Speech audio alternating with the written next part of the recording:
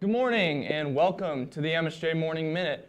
We are thrilled that this is our last week before spring break, so let's make the most of it and let's get some stuff done. We hope you guys all get some good rest next week and stay safe. I'm your host, Seth Hagemeyer. I'm Ruby Rosenblum.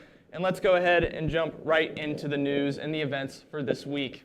On Monday, March 2nd, What's Her Story is a dynamic conversation celebrating women who lead with courage, purpose, and passion. Through powerful stories and lived experiences, this event highlights resilience, leadership, and the spark women bring to their communities and beyond. This event will be held in the Mosaic Room from 12 to 12:50 p.m., which is actually happening right now. So if you have a chance, please go ahead and stop by. There will be an alumni roundtable event from 1 o'clock to 1:50 in the Malloy Room. Students will meet alumni from a variety of professions who will be sharing practical advice, career insights, and actionable tips on skills, internships, job searching, and transitioning from college to the workplace. So if you're interested, please go ahead and check that out. On Tuesday, March 3rd, enjoy a midterm study break and relax in the library lobby from 9 to 11 a.m. There will be a variety of activities to be enjoyed, so make sure you stop by. On Wednesday, March 4th, join the university for its annual Day of Giving.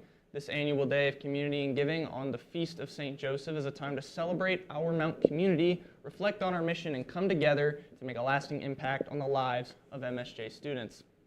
There will be a guest speaker from 7 to 8:10 p.m. in the Seton 508 conference room. Isaac Hamlin will be discussing his journey in founding Better Blend and the successes along the years as a young entrepreneur. The Spring Career Fair will be from 11:30 to 1:30 p.m. in the Harrington Center. Meet friendly representatives from 30-plus companies who are hiring May graduates as well as current students for co-ops and internships. They will also be doing free professional headshots, so make sure that you stop by and get your resumes taken care of.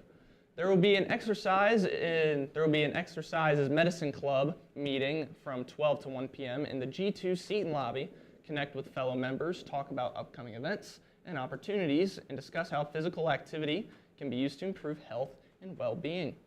The Lions Cupboard will be hosting a hygiene event from 12 to 2 p.m. Stop by Seton G5 to pick up shampoo, conditioner, oral care, and more until supplies run out. On Thursday, March 5th, there will be a pancake breakfast in the classroom lobby from 9 to 12 p.m. to kick off Social Work Month. On your way to class, stop by the table for pancakes, fruit, and meaningful conversation. I will be there for the pancakes. The Wellness, Health, and Safety Committee presents Safe Spring Break from 11 to 1 o'clock in the Seton lobby. There will be fun activities like mock beer pong, learn tips for drinking responsibly, get a free drink cover, and enter the raffle for a chance to win a $50 Uber gift card. The SGA will be having their bi-monthly meeting from 5 to 6 in the Student Organization Center. All are welcome to attend. There will be an evening campus visit for high school students and recent high school graduates. It will include a presentation by a mountain mission counselor, as well as a tour of the campus. It will be from 6:30 to 8:30 p.m. and space is limited, so make sure that you sign up, ladies and gentlemen. The Learning Commons is a central space and serving center that provides students with a wide range of comprehensive service, ensuring easy access to academic resources, academics, and other supports. The amazing staff is standing by to help you find a quiet study space all semester long. You can find the Learning Center in Seton Room 156. Swing by today and dive into focused studying. We want to make a difference on campus. Be a part of the Student Government Association. The Student Government Association, or SGJ, meets once a week to discuss various events and topics and impact students. Some of these impacts includes events, campus-wide surveys, and students' concerns. If you have a specific interest, we have 6 different communities to join, including special events, spirits, finance, service, academic, and careers, and student life and welfare. SGA meets in the Clifford Rooms on Thursdays from 5 to 6. We encourage you to stop by and see what student government has to offer. If you want more information on how to get involved, please reach out to the SGA via email at newlinesinfo@msj.edu. Last week, Macy Ibb, our field reporter, was able to catch up with one of the members of the upcoming production of Little Woman. Let's see what they had to say. Hi, it's Macy from Peak Productions.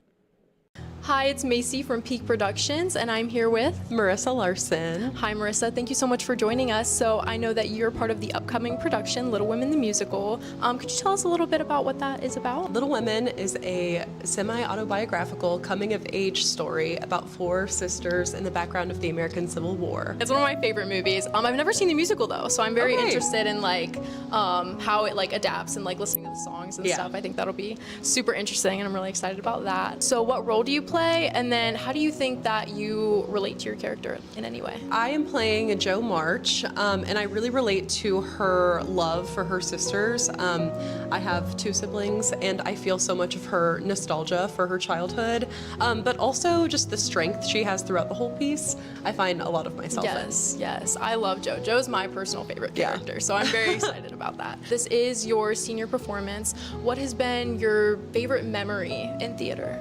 I've done a lot of things here and there with MSJ Theater Arts, and I think that my favorite is just the rehearsal process, being with everyone and getting to just have fun and play on stage in a stress-free, calm environment. Yes, it sounds like a great community of people. Yeah, for I sure. think so. All right, well, thank you so much for joining us, Marissa. Make sure you guys come see Little Women the Musical. It'll be the weekend of March 19th and then the following weekend of March 28th.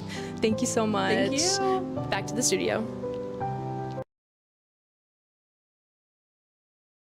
Everyone, we are moving on to the weather. This week is bringing a little bit of everything, just like last week. We start cold with some wintry weather and then shift gears into spring-like warmth and multiple rounds of rain and thunderstorms. But let's take a look at our day-by-day breakdown. Today, we start the week on a messy note, unfortunately, with morning snow changing over to rain by the afternoon as highs reach around 39 degrees.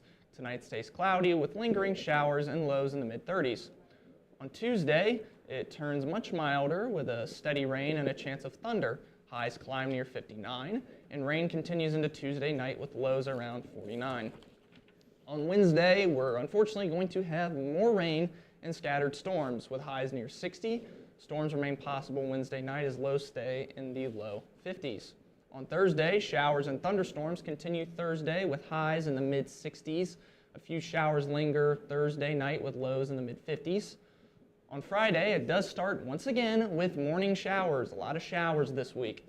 Then turns partly cloudy and much warmer with highs in the mid-70s. Friday night stays mild near 60. On Saturday, thunderstorms are likely again. Spring is coming, ladies and gentlemen, with a high of 72. Rain continues Saturday night with lows in the mid-50s. On Sunday, it stays unsettled with light rain and lingering showers. Highs reach 65 and clouds stick around Sunday night. Just bring the rain, bring it. Of course. Winter sports has winded down and spring sports have taken the stage. Let's check in on how our team are doing this season. The track and field team hosted an indoor HCAC championship last weekend at the field house. To start things off at the women's side, we started off with the meet with Amanda Zendo, in the 5K, earning second place with a time of 18:14. She also placed in second in the 3K, and with the part of the distance relay with Cece, Ariel, and Emerson that are also got second place. With Fieldhouse, Madeline was named the 2026 HCHC Women Throwers of the Year and took 5th in the weighted throw and 1st in the shot spot put. Sienna and Asia were not far behind in the weighted throw with Sienna placing 2nd and Asia placing 3rd. On the men's side, our 4x200 team of Diego, Kyle, and Ezekiel and Chris dominated the competitive, earning the first in the event and breaking the MSJ and the HCAC record of the year. Young, Thomas, and Burrow were joined by Dylan in the 4x400 relay, where they placed third. Young also reached the podium in the 60 dash with the 200 dash, where he took 3rd and 1st Burrow also had another podium spot with a third place finish in the high jump and with a jump of 1.86 m. And finally, Finley and Dylan joined Logan, Wright, and Mitch and Alex in the distance relay, placing fourth and breaking the MSJ record with a time of 11 seconds 11:30. A great closer into the indoor season for the track team. They got a couple weeks before the outdoor season beginning with Miami University on March 20th. Now, heading into women's basketball, the women's basketball team hit the road Friday to take on their conference rival Transy for the semifinals. They lost in a very close game with a final score of 61-55. We would like to thank Carly Mills, Haley, and Morgan Jenkins for their lasting impact on MSJ Athletics. Best of luck in your future endeavors. I am sorry, Haley. I didn't want to get your last name wrong. I apologize. Anyways, the men's volleyball team will be back in action against Wittenberg on the 3rd and Franklin on the 4th, both on the road. The wrestling team competed in the NCAA regionals on February 27th and the 28th in Indianapolis. We will have results from this match after spring break. Baseball went down to Alabama for 3 games this coming weekend. I hope they had better weather than here. The first game they faced East Texas Baptist University and lost with a score of 13-10. They also lost to Adrian College with a score of 8-7. And lastly, they faced Huntingdon and lost with a final score of 7-4. Looking ahead, they will head to Florida for spring break for 7 games.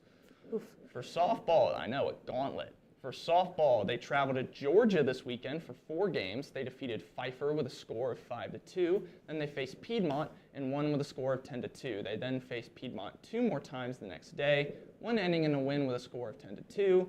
The Lions fell in Game 2 with a score of 5-4. Looking ahead, they will travel to Florida for spring break for 6 games, another gauntlet. Women's golf swung into action with the Center College Classic this past weekend on Saturday and Sunday. They finished the weekend in 12th place. Looking ahead, they will be back in action next weekend in Savannah, Georgia for the Port City Classic, I believe. The men's golf team will swing into action as well next weekend in Amelia Island, Florida, where you might see me there if you decide to go to Florida. Not there. But anyways, good luck to all of our athletes here. Go Lions, and everyone, go ahead and please defend the Mount. Make sure that you follow our Morning Minute Instagram page where you'll find updates and other episodes and behind-the-scenes content. On behalf of myself and the rest of the MSJ Morning Minute crew, I want to wish you a happy spring break and thank you for watching the Morning Minute Morning. I'm your host, Phoebe Rosenblum. And I'm Seth Hagemeyer. Signing out. Stay classy, Cincinnati.